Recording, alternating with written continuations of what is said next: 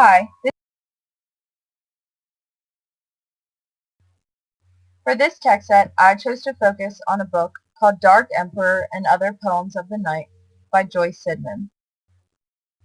This book is a book of poetry, and it's written about it contains 12 lyrical poems which focus on the mysteriousness of animals and their actions during the nighttime.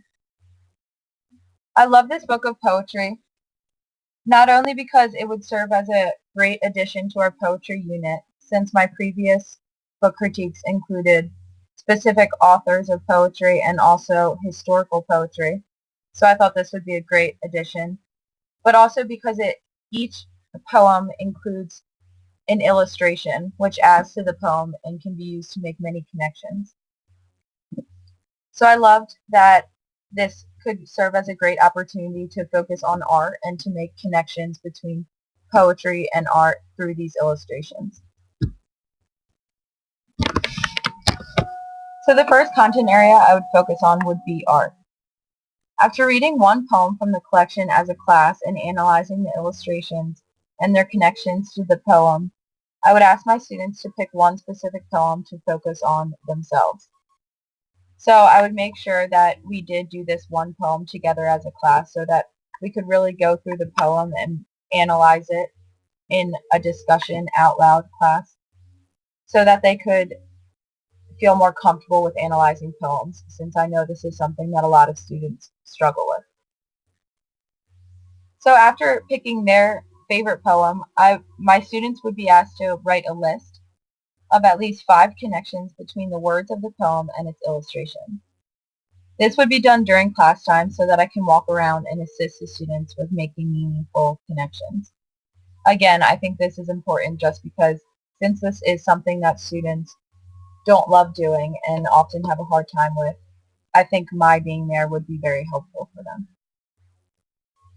And as a final activity, I would ask my students to create their own illustration for the poem they chose. So I would ask them to create an entirely new illustration and list 5 of their own poem illustration connections. So this way they can demonstrate to me why they illustrated what they did for that poem.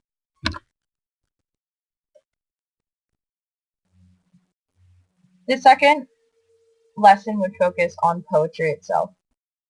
So since my class will have already began their poetry unit, I would use this time to review some of the literary devices found in poetry that we studied before. I would ask my students to each provide a literary device or a type of poem and its definition and post it on a class Padlet. I, the teacher, will then review the Padlet and make sure that all the definitions are correct. And then I would ask my students to study the Padlet, and then I would give them a short quiz on the definitions.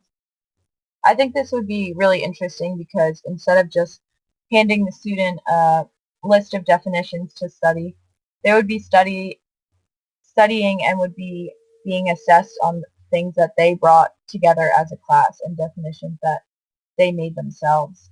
So I think that would be interesting and a different way to quiz my students.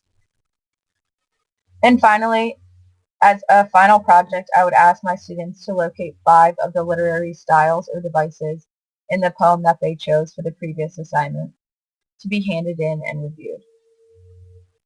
And as my artifact, I created a class Padlet, kind of just to show what it would look like, what I would want my students to create for those literary devices. So I put about 20 definitions. So a few of them are consonants is the repetition of consonants within a line of poetry. Simile is comparing two things using the words like or as. Hyperbole is an intended exaggeration. Caesura is a break or pause in the middle of a line of poetry. So as you can see, it's a very great site for just creating these corkboard type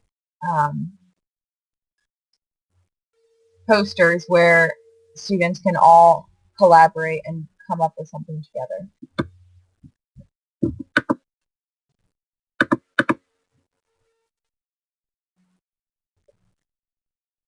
Some other titles and genres that I chose are Chombo and Shorty, a biographical picture book, Three Times Lucky, a realistic fiction novel.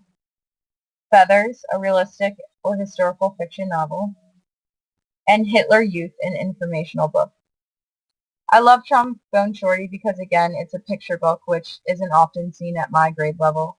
But I think it was a great biographical work, and the pictures were really fun and interesting. So I think it would be really nice to serve as in our biography unit when we learn about biographies and autobiographies, to be able to throw this in there, a picture book, to kind of ease the mood and give them a break from some of our larger chapter books. And going along with that, I think Feathers is a great book, similar to one that I've read before called Stargirl. And I love this book, not only because it teaches, since it is historical fiction, but also because it focuses on that hard time for students when they're struggling to fit in, and how important it is to hold on to your unique qualities and be proud of them. So again, this is Christine Rice. Thank you for listening to my 6th set of book critiques.